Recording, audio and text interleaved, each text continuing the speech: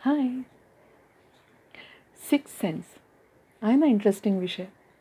ह्या विषयात सगळ्यांना खूप जाणून घ्यायची इच्छा असते, तर म्हणूनच आजचा हा विषय बराच इंटरेस्टिंग आहे. आणि आय थिंक सगळ्यांना कधी ना कधी या सिक्स सेन्सचा अनुभव आलेलाच असणार आहे. फक्त काहींना तो वारंवार येतो, काहींना तो येत नाही.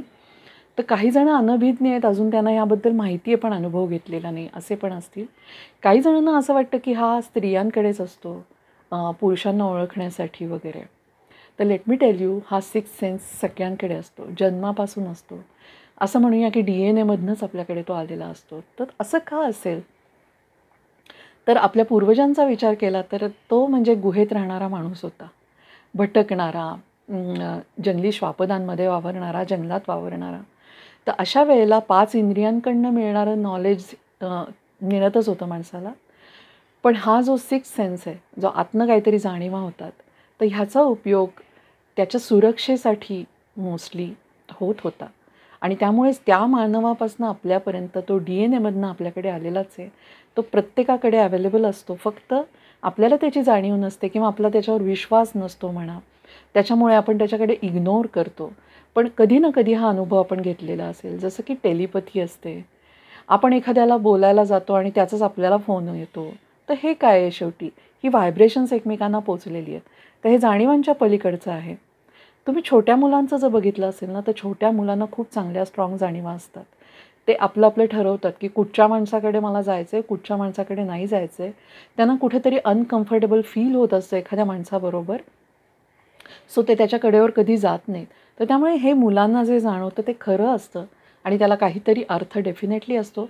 कारण आपला मेंदू ना अनेक तऱ्हेने ज्ञान गोळा करत असतो. आणि आपण स्वतः आपल्या आयुष्यात जेवढी माणसं भेटतो, जे प्रसंग आपण अनुभवतो, आपण काही ना काही गोळा केलेलं असतं. मग ते डोळ्यांबद्दल असेल एखाद्याच्या, की असे डोळे असतील तर असा अर्थ असतो. असं बोलणं असेल तर असा अर्थ असतो, असा चेहरा असेल तर असं असं काहीही ज्ञान जे सुप्तावस्थेत मेंदूमध्ये आहे, तर त्याचा उपयोग मेंदू जिथे गरज आहे तिथे परफेक्टली करतो. आणि त्यामुळे जेव्हा अनोळखी माणसाला तुम्हाला भेटायची वेळ येते, तर तेव्हा मे बी त्याच्याबद्दल बरंच काही चांगलं कळलेलं असतं. पण तुम्ही जेव्हा स्वतः भेटता, तेव्हा आतनं तुम्हाला होणारी जी जाणीव असते, ती आतनं काहीतरी वेगळं सांगते आणि म्हणते की नाही, या माणसापासून दूर असलेलं बरं. तर ही जी जाणीव आहे, या जाणीवेचं जितकं तुम्ही ऐकाल, तितकी ती जाणीव स्ट्रॉंग होत जाते आणि तुम्हाला करेक्ट इशारे द्यायला लागते. आता तुम्ही म्हणाल मग हे नॉलेज सगळ्यांकडे असतं, तर मग सगळ्यांना उपयोग का नाही होत? जेव्हा तुमचं मन खूप स्वार्थाने भरलेलं असतं, तुमच्या मनात लोभ असतो किंवा काहीतरी हेतुपुरस्सर तुम्ही एखाद्या माणसाला भेटणार असता किंवा एखादी परिस्थिती हाताळत असता, तेव्हा डेफिनेटली तुमचा सिक्स सेन्स काम नाही करणार. कारण तुमच्या त्या सगळ्या जाणीवांना तुमच्या स्वार्थाने ओव्हरपॉवर केलेलं असतं. तर त्यामुळे लहान मुलांमध्ये हा का वर्क होतो? कारण त्यांचं मन प्युअर असतं. तर तुम्ही माइंडच्या जितक्या प्युअरेस्ट अवस्थेला जाल, तितका तुमचा सिक्स सेन्स जास्त काम करायला लागेल. तर ही प्युअर अवस्था म्हणजे काय? म्हणजे तुम्ही इंटेन्शनली कोणाचं काही वाईट करत नसाल इन जनरल, तर तुमचा सिक्स सेन्स तुम्हाला खूप मदत करू शकतो आणि तो स्ट्रॉंग जाणीवा तुम्हाला नक्कीच करून देतो. याचा उपयोग कितीतरी ठिकाणी होऊ शकतो. जसं की वधूवर परीक्षेमध्ये तर याचा फार उत्तम उपयोग होऊ शकतो. आणि मी हे अगदी मनापासून सांगेन की प्लीज सगळ्या मुला-मुलींनी आपला आतला आवाज काय सांगतोय हे नीट ऐका. एखाद्या व्यक्तीबद्दल तुम्हाला खूप छान छान माहिती मिळालेली असेल, सगळ्यांनी खूप त्याचं कौतुक केलेलं असेल किंवा तुम्हाला पैशाच्या रूपात सुद्धा दिसत असेल की हा व्यक्ती खूप पैसे कमवतोय, याचं मोठं घर आहे. पण प्रत्यक्ष व्यक्तीला भेटल्यानंतर आतून आपल्याला काय वाटतं याच्याकडे नीट लक्ष द्यायला पाहिजे. आतून जर असं वाटत असेल की ही व्यक्ती ठीक नाही आहे, तर तेच ऐकलं पाहिजे. बघा खूपदा असं आपल्याला एखादा निर्णय घेतो आपण. आतनं वाटलेलं असतं ना, हे नाही करायला पाहिजे. पण तरी आपण ते न ऐकता आतल्या आवाजाचं करतो गोष्ट. ती गोष्ट सफल होत नाही आणि मग नंतर आपण सांगताना कोणाला तरी म्हणतो की खरं म्हणजे ना मला आधीच वाटलं होतं की मी हे नाही करायला पाहिजे. हे काय असतं? तर हा आतला आवाज असतो आणि तो तुम्हाला आधीच काहीतरी सांगत असतो की हे हे बरोबर नाही होणार आहे. तर हे असं का होतं माहीत नाही. पण हे नॉलेज आपल्याकडे असतं. खूपदा बघा तुम्ही अशी उदाहरणं बघाल की एखादा रेल्वेचा ॲक्सिडेंट होतो किंवा बसचा ॲक्सिडेंट होतो. त्याआधी एखाद्याचं तिकीट काढलेलं असतं. जाणार असतो गावाला. पण माहीत नाही का त्या दिवशी त्याला असं वाटतं की नाही जायला पाहिजे आपण. समहाऊ त्याला कॅन्सल करावं असं वाटतं. तो कॅन्सल करतो. पुढे जाऊन कळतं त्या बसचा ॲक्सिडेंट झाला आणि त्या माणसाचा जीव वाचलेला असतो. हे काय? हा सिक्स्थ सेन्स आहे. आणि त्यांनी जर त्याचं ऐकलेलं असेल तर बाय डिफॉल्ट तो माणूस आयुष्यभरासाठी त्या सिक्स्थ सेन्सवर विश्वास ठेवेल. तर असंच आहे. तर त्यामुळे तुम्हाला जितका छान अनुभव त्याचा आलेला असेल तितकं तुम्ही त्याच्यावर विश्वास ठेवाल. याचा अजून कुठे उपयोग होतो सांगते. माझंच उदाहरण सांगते. आम्ही जागा बघत होतो आणि जनरली नवरा माझा शॉर्टलिस्ट करायचा आणि ती घरं आम्ही परत बघायला जायचो. तर असंच एक छान घर बघितलेलं होतं आणि आम्ही घर बघायला गेलो.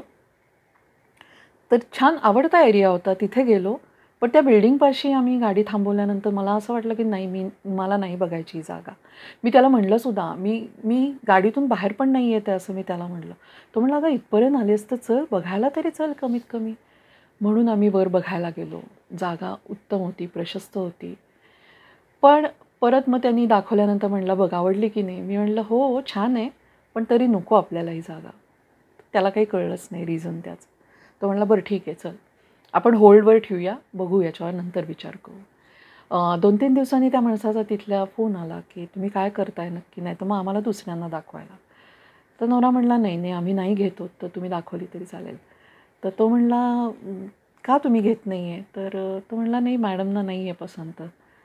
तर काय रिझन? म्हणजे नाही रिझन काही नाही, पण त्यांना नाही बघायचं आहे. त्यांच्या मॅनेजरचा नंतर फोन आला आणि त्यांनी माझ्या नवऱ्याला सांगितलं, की तुम्ही नाही घेतलात ना, तर नुकतंच एक 2-3 दिवसापूर्वी झालं आहे असं, की इथे एका मजुराचा वरून कोसळून मृत्यू झाला आहे आणि त्याचं कॉम्पन्सेशन जे द्यायला पाहिजे ते दिलं जात नाही आहे. त्याच्यावरनं खूप भांडणं चालली आहेत. त्याची मुलं बाळं, बायको असे सगळे तिथे आलेले होते, रडत होते आणि ती केस अजून चालू आहे. आणि हे मला म्हणजे बऱ्याच दिवसानंतर कळलं, नवऱ्याने जेव्हा सांगितलं. तर तेव्हा असं वाटलं, की ओके म्हणजे हे असं-असं झालेलं होतं, पण मला त्यातली काहीच माहिती नव्हती.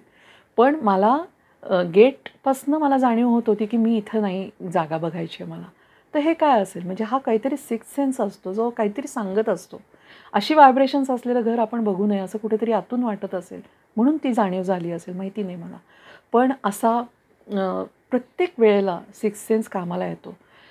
किती ठिकाणी कधी-कधी डॉक्टर तुम्हाला एखादा सांगतो, की तुम्हाला हे ना, हे असं होणार आहे, तुम्हाला ऑपरेशनच करावं लागेल. पण तुमचा आतला आवाज काहीतरी सांगतो आणि म्हणतो, "नाही, नाही, नाही, मला एवढं काही झालेलं नाही आहे." आणि मग तुम्ही सेकंड, थर्ड ओपिनियन घेता आणि मग तुम्हाला कळतं, की हा डॉक्टर पैसे काढण्यासाठी हे सगळं सांगत होता. सो असा अनेक प्रकारे सिक्स्थ सेन्स तुम्हाला खूपच उपयोगी पडू शकतो. मुख्य म्हणजे माणसांना ओळखताना आणि मी तुम्हाला सांगेन गमतीचा भाग आहे. पण चॅटवर सुद्धा तुम्हाला कळू शकतं, की एखादा माणूस चांगला आहे की नाही. आतला आवाज काय सांगतोय हे नेहमी ऐकत जा. तो तुम्हाला नक्की सांगतो, या माणसाशी पुढे बोलावं का नाही बोलावं? हा माणूस चांगला असेल का नाही? मी इथे जावं का नाही? तर त्याचं प्लीज ऐकलत तर तुम्हाला खूप फायदा होईल. हा होता आजचा विषय.